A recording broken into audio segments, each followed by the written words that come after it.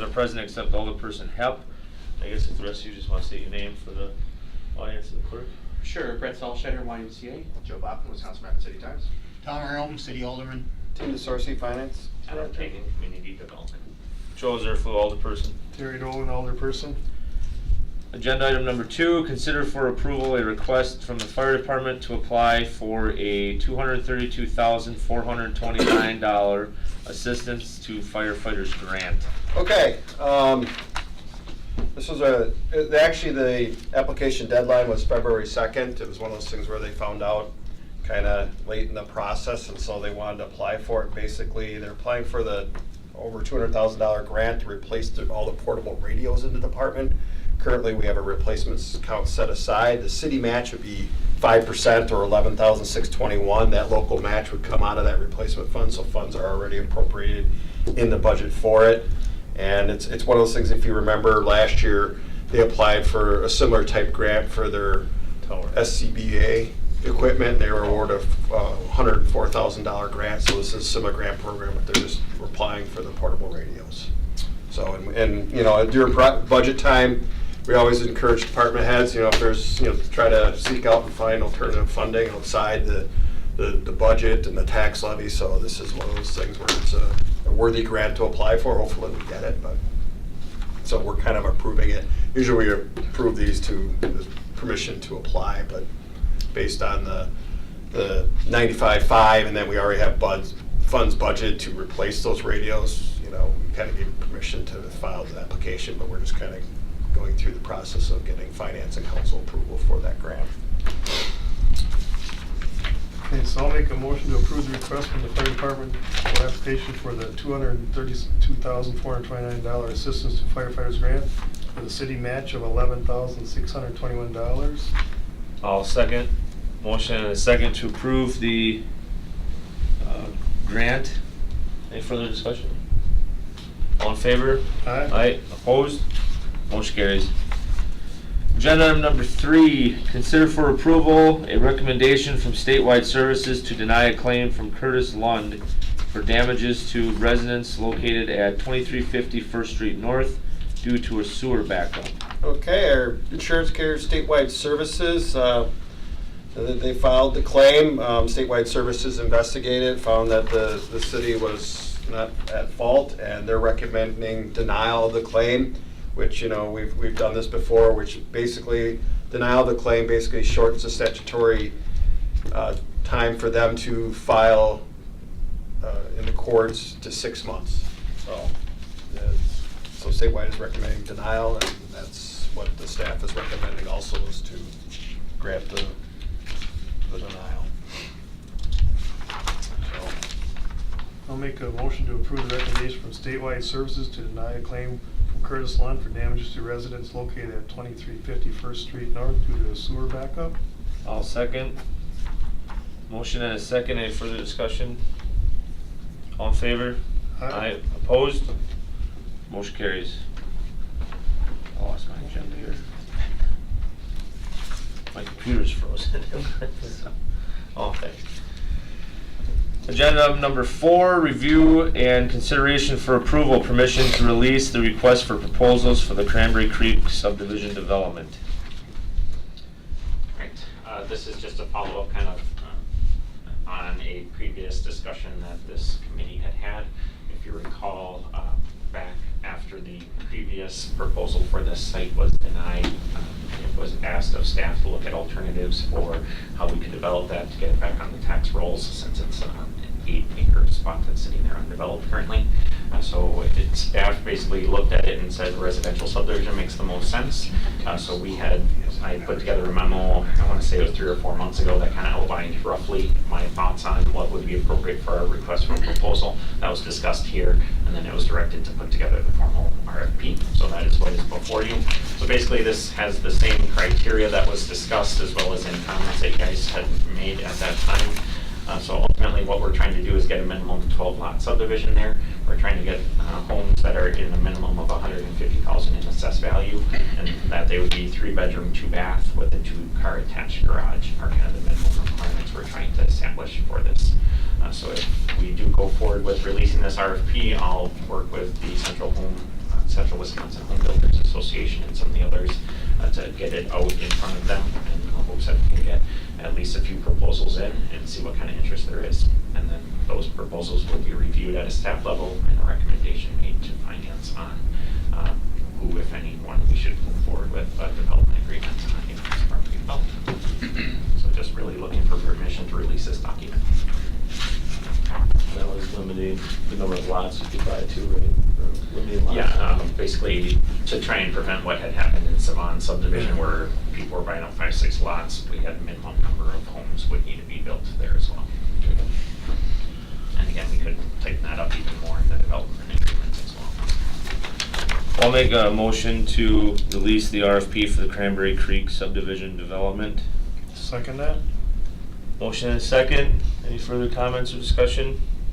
And I think, depending on what the response is from developers or prospective developers, I guess we can kind of come back and revisit if it's smaller lots, less home value, more home value, larger lot. I mean, I think there's some flexibility in there.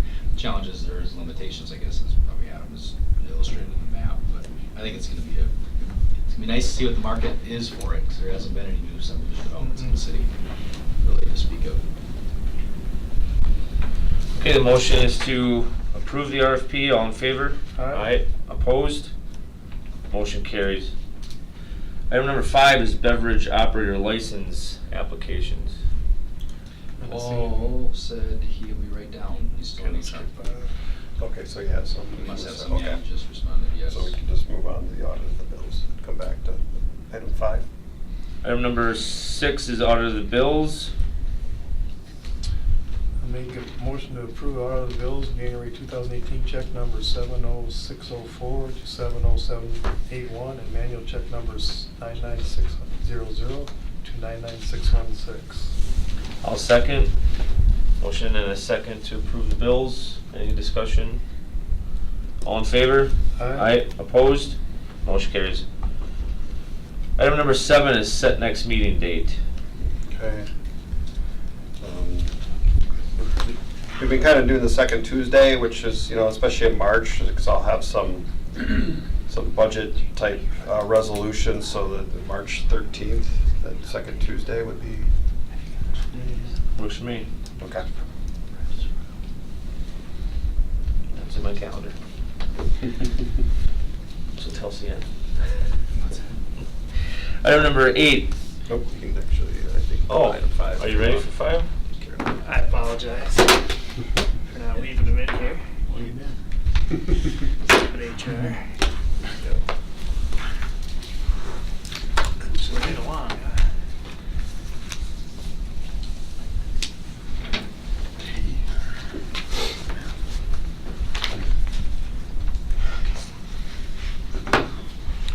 I'll just do the minutes.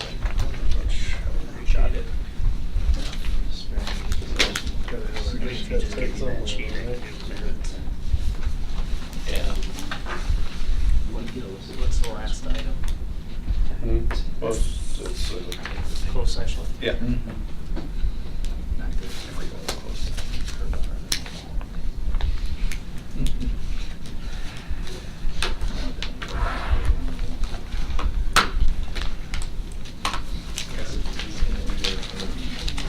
We'll make a motion to approve the beverage operator license applications as presented. I'll second.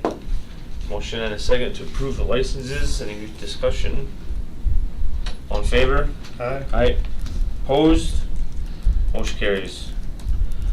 Now item number 8. In open session, the committee may vote to go into closed session under section 19.85, parent 1, parent E of the Wisconsin statutes, which reads, deliberating or negotiating the purchasing of public properties, the investing of public funds, or conducting other specified public business whenever competitive or bargaining reasons require a closed session.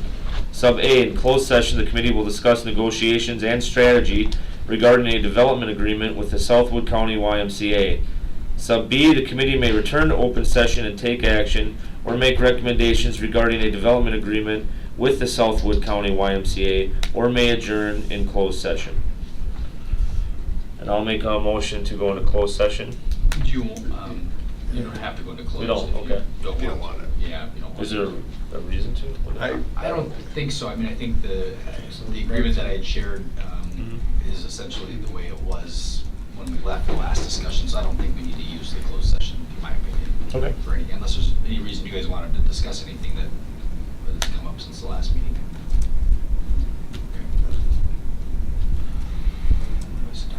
All right, so then we will stay in open session, and you're looking just for approval of the agreement then?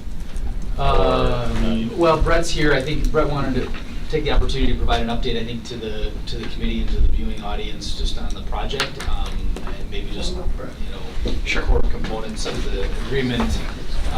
As I shared in the email to all of you, the agreement stands unchanged really as to what the consensus was from our last discussions in closed session. So, we can answer any questions specific to that, but and Sue should be down too. There was a question, I think, just on the layout of the property and the conveyance and the separation from the building and things at Centralia. So it's just Sure. one kind of thing that came up today was where is that line going to be drawn? But that's probably these guys would be so concerned with that. But. Okay. Well, just a low down and dirty in terms of updates. So our project path is still moving steadily forward.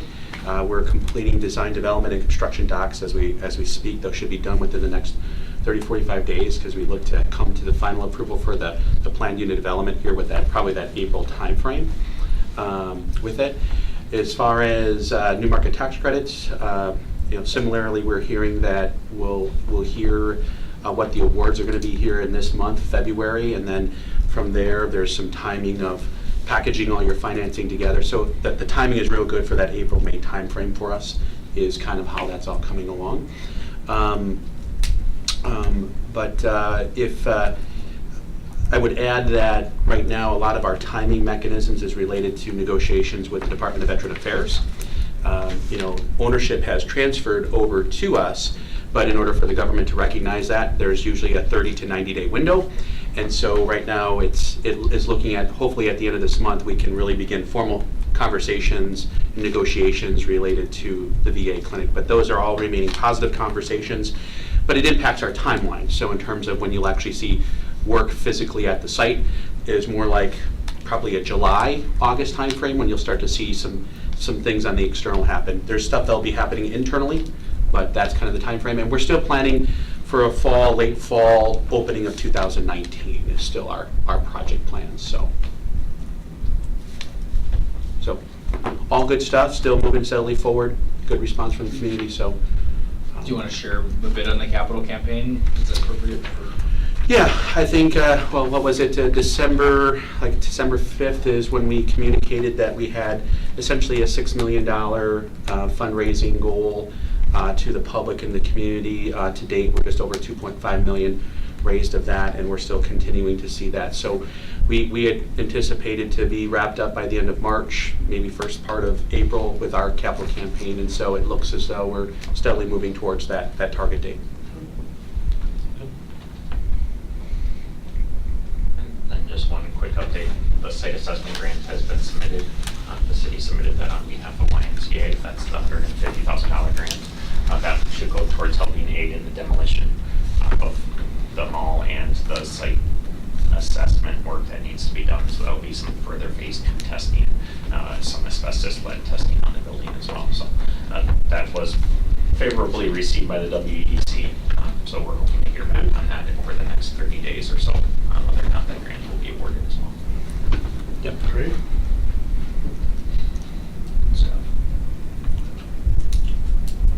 So that's all we. Yeah, we just need to take action on the developers agreement as it's been proposed, subject to any legal slight modifications that may have to happen, which I don't know, Sue didn't send me anything outlining them, but like I said, there was one, the conveyance of the property behind the wall that was just around the property boundary and where that line gets drawn on the map, but it wasn't anything, there was no concern to the south, it was more to the east, where the line gets drawn. Is it the curb of the existing parking lot, or does it, maybe Brett, I don't have the paper map, I can pull it up, but I guess the concern that was raised was off of Hale Street here, which I need to get my bearings here. This is Centralia Center, and where exactly that property boundary gets drawn, it looks like it's shown here, that it's at the edge of the building. Yep. And the concern was that it should actually be further west slightly, and I'm not sure where, and we're talking feet. So I don't know, Brett, if you have any thoughts or concerns on that. I mean, there's the utility box in this corner anyway. Yep. And then if there's ever any exterior access potentially for a tenant there, how all that might get materialized. My understanding too, is just actually physically seeing that there's not only that utility there, but there's also a fire hydrant there. Yes, there is. Yeah, I saw that the other day too. So it's, there's a couple things Yeah. in there. I don't think that there's probably going to be any challenge. I think that's just a matter of getting that cleaned up. Right. So, the thought is once this is approved, we have our survey standing by, we'd get that all cleaned up, and that would come forward back as part of the PUD approval. Yeah. Well, with the other alderpersons that have joined, are there any concerns? We're on the developer agreement with the YMCA as it was proposed and just shared out to all of you.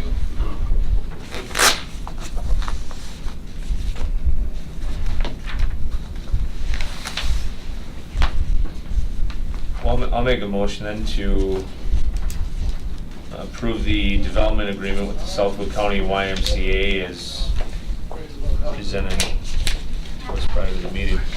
I'll second that. Motion and a second to approve the development agreement with the Southwood County YMCA. Any comments or discussion? We had just talked about that property line adjustment, or where that line actually gets drawn along the Centralia Center Okay. Zoo, and I don't know if we had anything specific at this stage of the game, or if it's gonna come as a result of a formal survey. I don't know how that process proceeds. Well, I guess we need to determine what property we're selling them in the development agreement. So did you decide what that property was? I mean, was it getting to the curb line of the I had property line? suggested the curb line, yeah, the existing curb line, somewhere within that, off the back of that curb, as opposed to exactly along the edge of the building. And that was okay with you, or that's something we need? I just proposed it just now. Yeah, that was just out there. So I think for discussion purposes, that curb doesn't look it's not there today. It's all part of what would be redeveloped. So I think it's just a matter of understanding how far do we need to go to cover access to the fire hydrant and that utility box, and how much is acceptable. Is it 4 feet, 5 feet, whatever that is, and then we just carve off of there. I think it's actually, I think what we were thinking is near the existing curb line. There's a parking lot that runs along there, and I think because of the grade differential there, that almost seems like a logical place maybe Sure. for that. Okay. So maybe then the development agreement will just be with the exact boundary line to be, whatever, worked out between, The two. parties. Sure. And then the only other thing I had, I'm sorry that Nope. it was laid on this, where it said that the pedestrian access from the current Centralia Center to the current community theater. I mean, right now, they're in the Centralia Center, there is the access through the Riverwalk, but are you anticipating something other than that? So what would occur would be is that with the VA development, there'd be a new wall there, so there'd be zero entry into that space. So it'd be closed off, or we block that opening back up. Right, but pedestrians can get into the theater through the Riverwalk right now. I mean, they're in the Yeah. Riverwalk. So, but you're saying that then so we currently do have access Yep, into the theater correct. through Riverwalk, even if Yeah. that was, but does this contemplate something in addition to the access through the Riverwalk, I guess? is the Yeah, I think question. those details are still being ironed out Okay. between us and the community theater, and then, with the more recent proposal to the city and some of their space needs there, so, Okay, I mean, it says negotiate good faith, I mean, towards that, and I Exactly, guess I just yeah. want to make sure that, what. Our main thought there, Sue, that's good questions, is making sure that the community theater also has its access for whatever it needs in that space, however the future Right. is, so. And that's the only thing I had then, thank you. Nope. Questions? Was Exhibit F if you have have the agreement up, so I'm looking at it, yeah. That speaks to the conveyance. about that piece of property. Yeah, F is the next page, but like, yeah, like it's been discussed, just sort of button that up a little bit tighter than Yep. the hand drawing. I didn't bring my computer. I think in that draft we got, is that what you got there, Sue? Mm-hmm. The agreement here?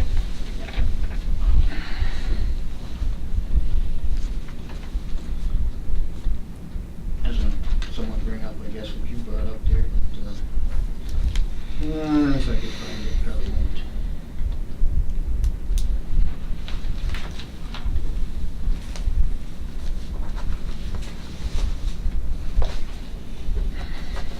Wherever it's in here, and I thought it was towards the start, front of it, was about the city providing work or something, wasn't that in? Not in this version, not in this most recent we took- version. we took Not in the that out. recent one? Right. Okay. It says to access with grant, the grants, that's still in there, but then the in-kind work, demolition and all that was taken out, so. It's bottom of page 2 if you wanted to look at it. Okay. Yeah, that's what it is. But I did read that too, and I thought that was consistent with what we were thinking, so. So there is a motion on the floor to approve the development agreement. All in favor? Aye. Opposed? Motion carries. Agenda item number 9 is adjournment. Motion to adjourn? Second, all in favor of adjournment? Aye. Aye. We stand adjourned at 5:23.